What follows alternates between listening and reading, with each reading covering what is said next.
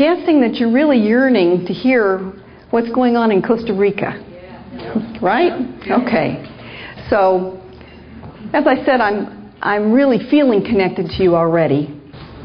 I'd like to share with you the prophecy of Razur, which is the prophecy that has really inspired my work in Costa Rica. This is a poem that was written in 1946 by Roberto Brenes Mesen. And it's the story of a master teacher who comes to the mountains of Costa Rica, and he silently calls all of the children from the village into the mountain. And there he begins to teach them about the power within their hearts, about the wisdom within their hearts, and about their connection with all of creation. He tells them that they're to be the caretakers of the planet, to care for everything from the fruits of the earth to the stars of the sky. And so the children begin to sing and to celebrate all that this master teacher, Razur, is teaching them. And at the end of the day, they come out of the mountain, and their frightened parents have been waiting for them, and they begin to share what they've learned from Razur with their parents. And the parents begin to catch this new awareness, the awareness of what it means to tap the wisdom of the heart and to connect with all of creation. And within a week, this little village has been transformed into a culture of peace. And at the end of the week, Razur tells the children that he has to go on to other children and teach them as well. But he says that these children in Costa Rica have a role to play, that they must remember what he's taught them, and that they must model peace to the world. This was in 1946, 2 years before they ever thought about abolishing the army. So 2 years after this poem was written, this 85-page poem, they abolished their army very unexpectedly. At the end of the poem, the parents conclude that they need to really integrate what Razur has taught them, this peace teacher, and that they must live it.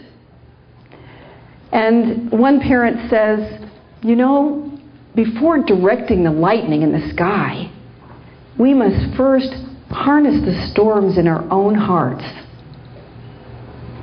So this is the legacy that Razur left them.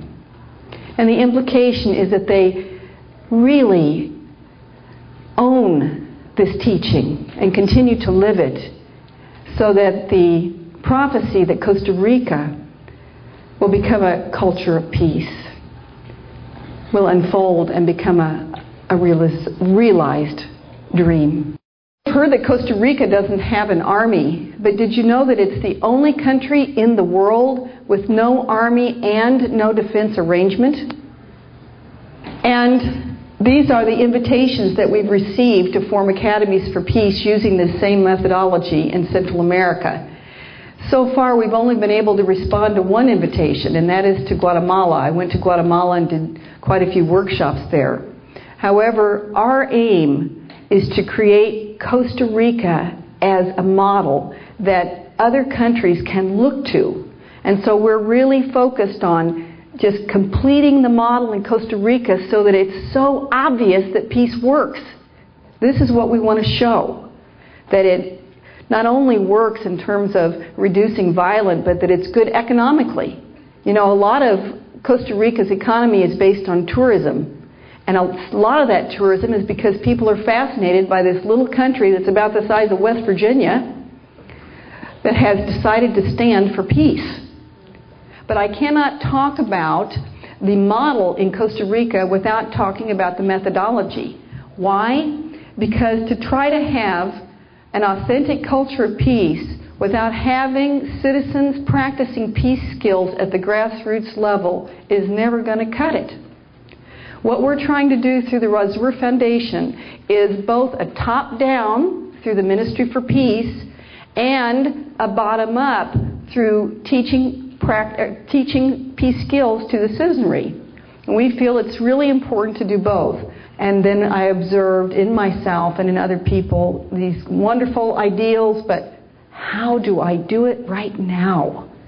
So for about 10 years of my life, I searched among social emotional learning methods to find the very best. And finally, in that search, I chose HeartMath and nonviolent communication. And so let me tell you about Gabriel. He was one of my experiments. So Gabriel was acting out every day in our school. He was hitting. He was violent. He was acting out at home. He was just a terror. And so we talked to Gabriel. We talked to his parents. We didn't really come up with an easy answer. But what we believed in our little school was that the answer was within Gabriel if we could help him to access it. That all the answers are within us if we can just find our way there. So in the first frame here, we asked Gabriel to draw a picture of the problem in his life, of the violence in his life. So he drew this picture of himself being held back by his mother as he tries to hit his brother and sister. And we know that when Gabriel is focused on the problem, that he's generating an erratic heart rate variability.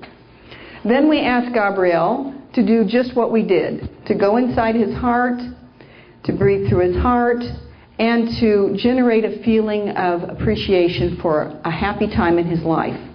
So then we had him draw it.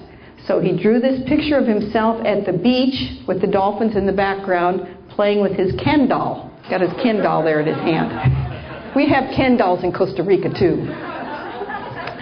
Okay, so now we know that because Gabriel is focused on this moment that he appreciates in his life, that his heart rate variability is now moving into coherence. In the third frame, we ask Gabriel to now go inside his heart, ask his heart what it has to say about the problem in his life, and listen. So Gabriel did that. He's listening to his heart. And suddenly it's like he's got this surprised look on his face. So we asked him to draw what his heart said. So he drew this picture, the one on the far right with the bed. And so we said, Gabriel, what's that about? He said, my heart told me I'm not getting enough sleep. He said, I'm going to bed really late at night and my mom doesn't know it. And she comes and she shakes me in the morning and I am just furious. And I'm mad all day long because I'm so tired. Now this was completely hidden to Gabriel moments before.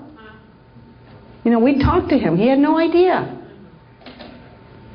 And so because he found his own answer, he was very willing to change his bedtime. All of his violent behavior disappeared.